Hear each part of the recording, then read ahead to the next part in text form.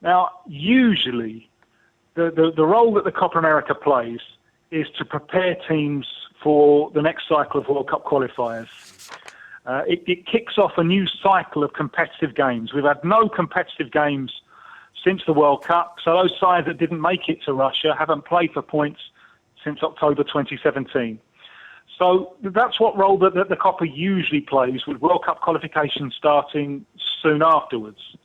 Because the Qatar World Cup is late, it's not in the middle of the year, it's at the end of the year, that means that World Cup qualification will also start later.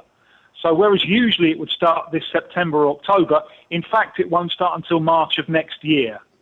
Now that has a dramatic effect on the Copa because it's taken away the sense of urgency. There's no real need to come out of the Copa already prepared for World Cup qualification because you've got friendlies in September, October and November to get your team right. Now what that means is we've got a number of underprepared, undercooked teams in the Copa. This is going to be a very unpredictable Copa, which I think from a betting point of view makes it especially interesting. And Argentina, for example, are going into the Copa with a caretaker coach, a very inexperienced caretaker coach, Lionel Scaloni.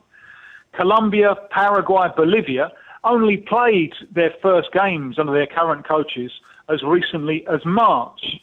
So that makes this Copa quite difficult to predict, I think. But one thing that's fairly easy to predict is that you've got to try pretty hard to be knocked out at the group stage, because of the 12 countries, only 4 are eliminated. 8 of the 12 go through to the quarterfinals. So that means that the group stage can be a little bit of a phony war,